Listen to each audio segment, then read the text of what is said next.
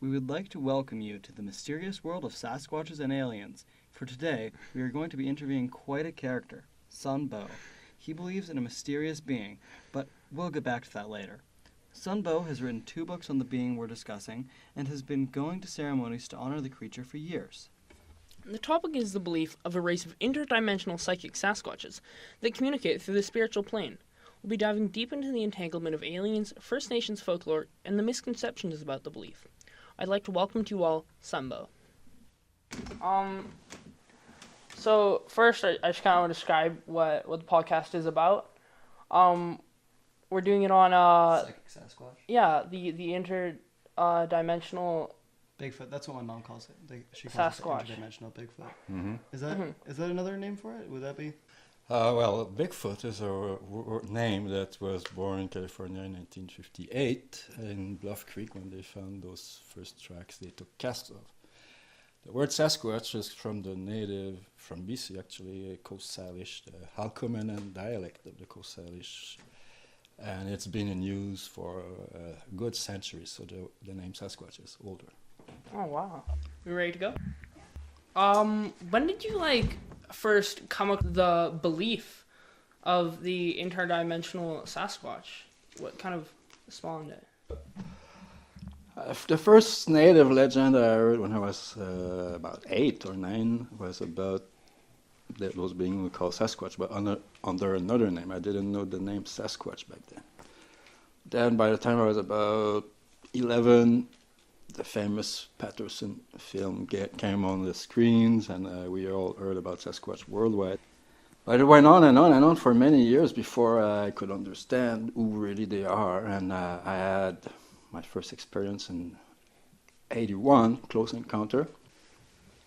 And most people who have close encounter will tell you they feel something supernatural, psychic, something that is otherworldly experience. 30 years of learning experience, and also as well with the native elders, learning their teachings, that because they have known Sasquatch for.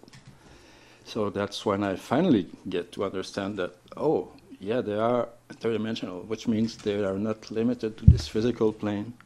They can shift dimension, they can teleport, they can disappear, they can shapeshift. They communicate mostly through telepathy. And when that awakening comes, it's when you really start to be able to communicate with them and to learn from them. So interesting. Yeah. What does it sort of feel like when they're talking to you?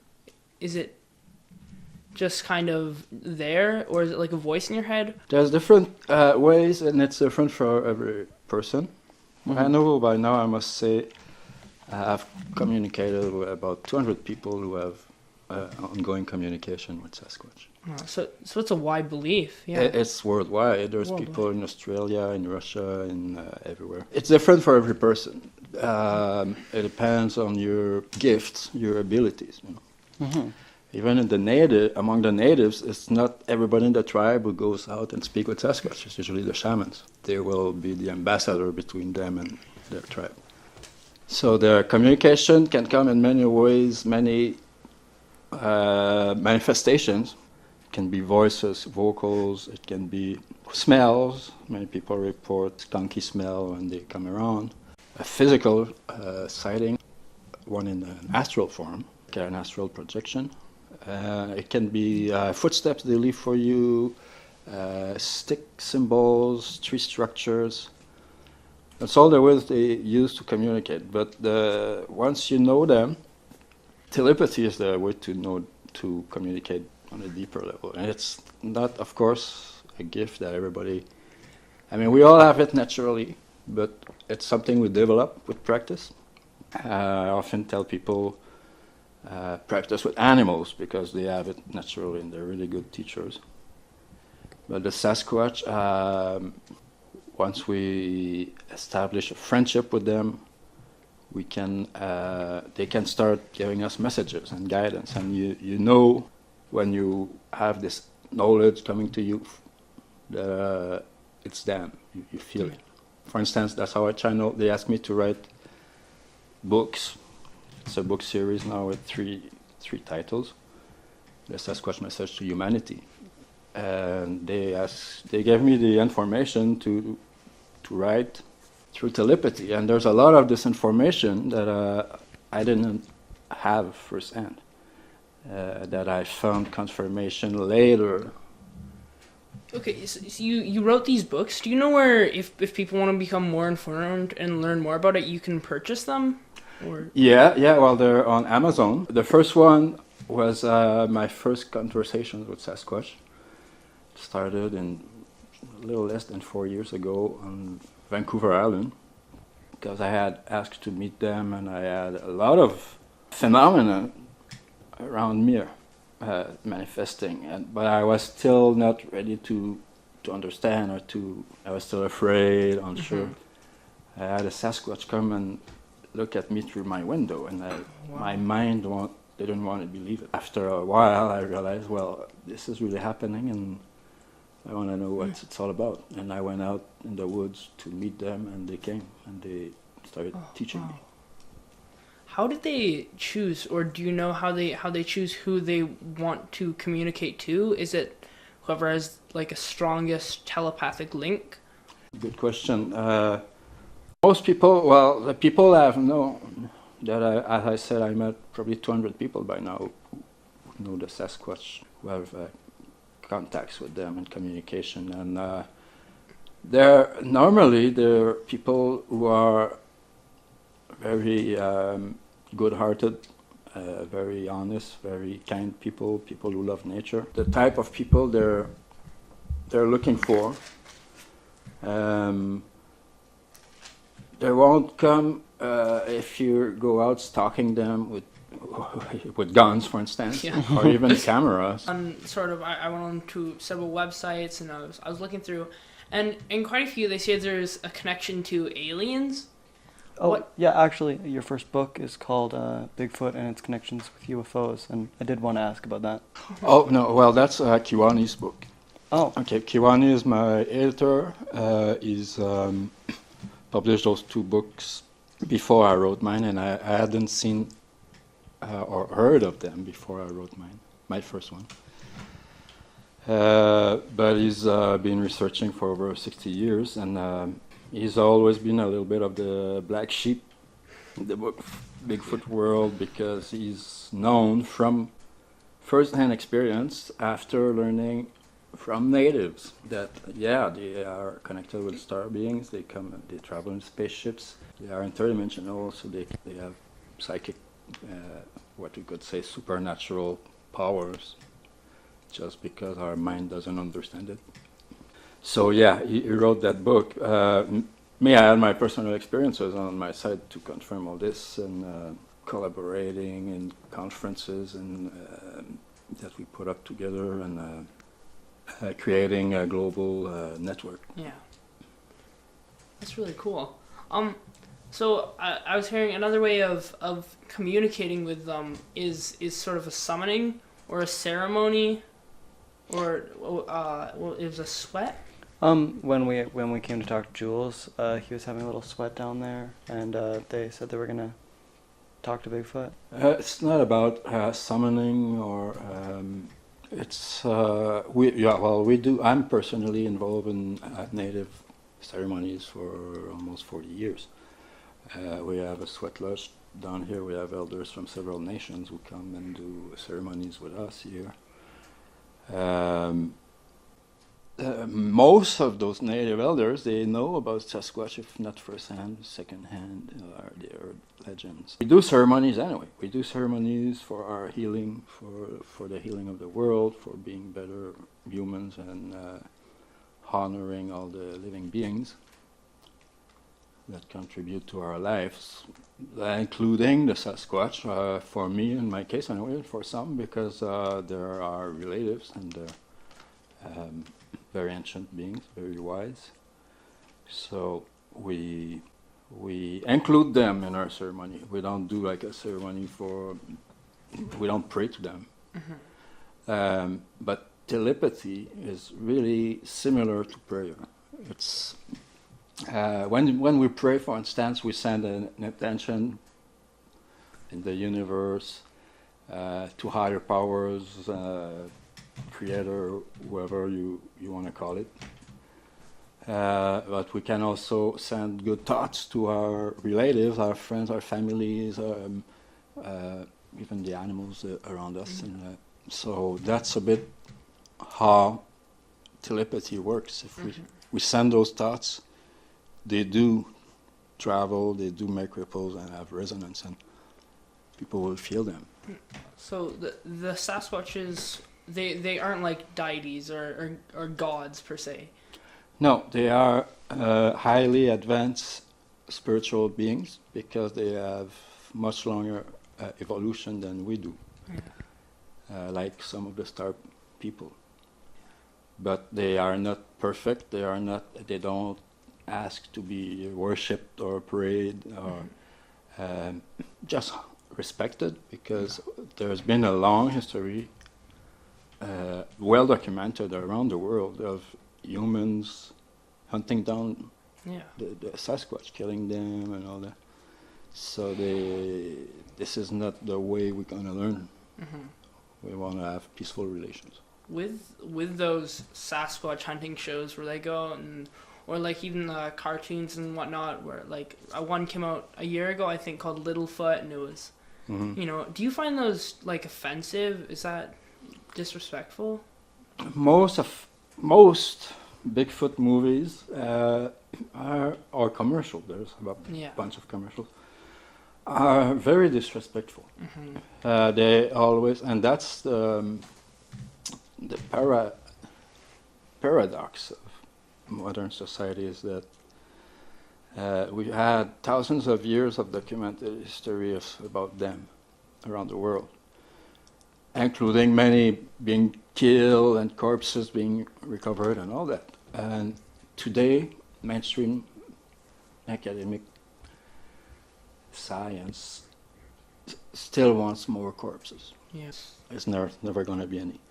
And actually, when they find some, they cover them up, so we'll never hear from them the truth. We have to learn directly from the Sasquatch. Wow. Yeah. Back onto the subject of the sweats. What are there any substances used there to communicate or to help interact with them, or is it just purely like natural? It's always different. I've been in probably 100 sweats by now in my life. Very rarely there is medicine being shared, which is not always. And in the case here, as there's we have people from the Native American Church coming. So sometimes they carry some medicine with them. Otherwise, it's not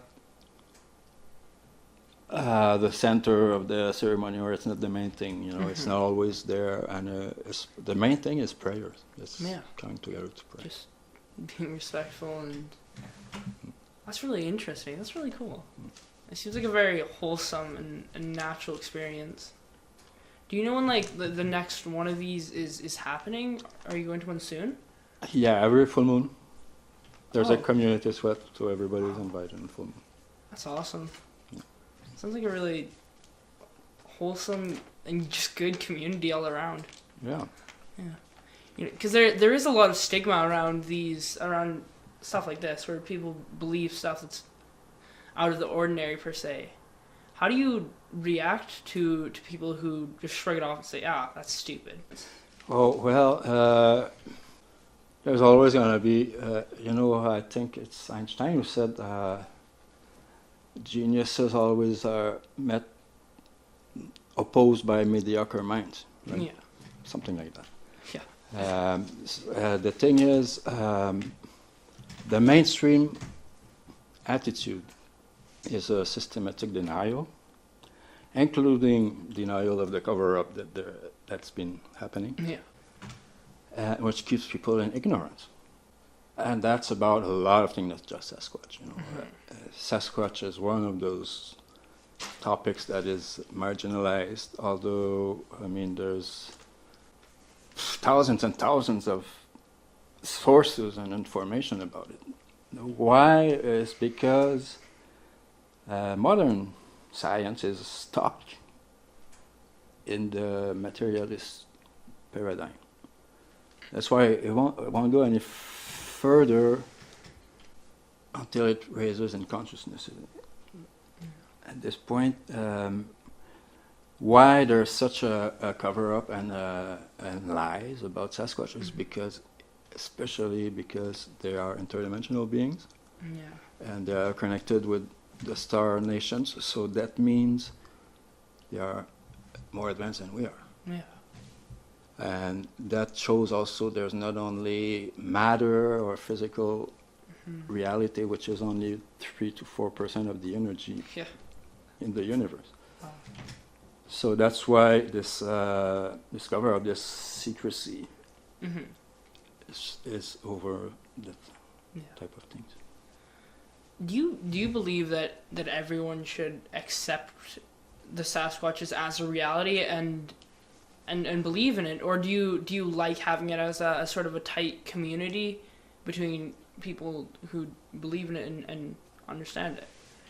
It's a good question. There are some information should be known, should go out, and that's something I'm involving with others to bring the truth of what we've learned from direct experience, which is much more valid than speculation and theories that most researchers have, or a couple cast a footprint. Or,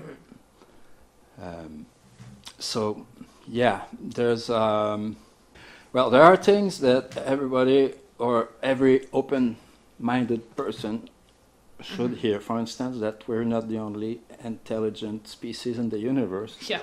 Not even on this planet. We might not even be the smartest. Right. We're not the most sentient one. So maybe we have much more to learn than we think we know. That's one thing. But on the other hand, there are things that cannot be necessarily made public, for instance, because there are Bigfoot hunters out there. Yeah. There are several cases, we even talking online in France, that they say, oh, I live here and there, and that's where my Sasquatch clan hang out. And some guys show up with a gun, or, because there's those guys out there that are not evolving fast. They're hunting an ape, and why they never find one? Because there's no ape out there. There's an intelligent, advanced species. Do you pity those people who just only want to kill them? Do you think it's out of fear that they're just trying to hunt it down, or? It's a mixture of things, but there's bigger than that, and that's a very unpopular subject that I'm researching. I'm talking about in my next book. Is there has been very well documented centuries of killing the Sasquatch or the wild man, however. Wherever you are on the planet, there's different names. This thing has taken bigger proportion in our modern times because there is a very well documented story that the biggest Sasquatch hunter put up expeditions in Tibet, in California, in Sasquatch Lake, BC, just like half an hour from here. They had 3 years of hunting camp to catch Sasquatch there, and that's all documented, and the one who was founding it was part of the CIA. So when we start digging, we start finding out that, there's a lot of big interest and involved in trying to cover up or even hunt the Sasquatch. Wow. That's crazy. I have a question. Yeah. So why do you think the government and the CIA need to cover this up? Because the knowledge that the Sasquatch bring us is enough to compromise all the education we've had, including religions and science, because both are being manipulated to keep us ignorant. In line. Manipulated.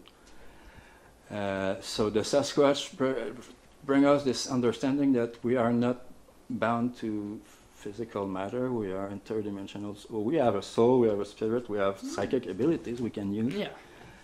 We can be healers, we can be wise, fantastic carekeepers of this planet. So why would we need an army? Why would we need central banks and all that stuff? And money. Or oil, or the nuclear industry. That's why those who are behind those things, they don't want us to evolve out of it because they control us. Wow. Back onto the aliens and the star beings. Do you know if any of the sort of representation that we've seen in the media of the per se little green men or stuff like that, is any of that accurate, or is it just kind of? Usually, mainstream media is mostly disinformation. Yeah. They might take some true elements to make it seem real or interesting. And even when I say mainstream, I talk about the mainstream of the alternative medias. You know, that some so-called experts, you know, have all the platform, and some of those stories, like I say, there's maybe a little basis to it, but it's nothing like if you meet the first-hand experiencers who at least are not like speculating or repeating something they read. They tell you directly what they learned from their encounters. Yeah. Is that all of our questions? Check the sheet. Yeah. I'm pretty sure that's all of them, but You should check the sheet. Yeah, I did. I went through them. Is there anything else you'd like to say to end it off about the belief in the organization, sort of? The group? Well, what we wish for, because, you know, it's like some people ask, is this a religion or a sect? No, we're just all kind of different people from different backgrounds who have similar experiences, and we finally connect to confirm each other's experiences and share the knowledge we had.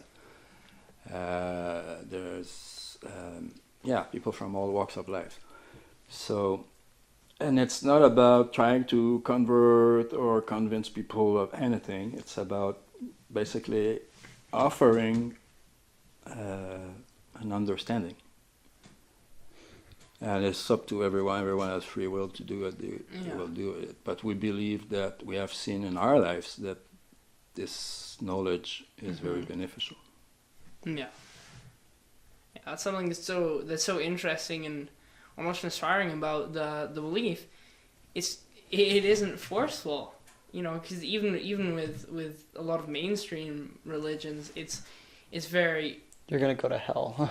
Yeah, you know, you join a religion or you're gonna burn. I think being that respectful to other people is super interesting and inspiring. Okay. I do actually have one question. Yeah. What are your books about? This is kind of a big question, but are they like sequels to each other, or they have different topics, or? Yeah. Those books, the Sasquatch asked me to write them, because when I first had my first communications, I thought I was going to speak about it to anyone. Yeah. Within a week, I was in a international indigenous leadership gathering with elders and chiefs, where it was openly addressed as pretty much common knowledge among them. Yeah. So that's why I wrote those books, because as I was writing it and showing it online, there was more and more audience and people, very positive feedback, people encouraging me to do books with that, which happened within a couple of years. Three titles were published. The third one is a collaboration of 10 co-authors that channel a Sasquatch, that they told us to come together for that book to show it's not just my story, it's a collective story that many people share. Yeah. Even some channel the same Sasquatch sometimes. Well, thank you so much. That was an experience. What do you believe? Thank you so much for listening in. This has been Silas, Sabina, and Oshi interviewing SunBôw on the topic of the interdimensional Sasquatches.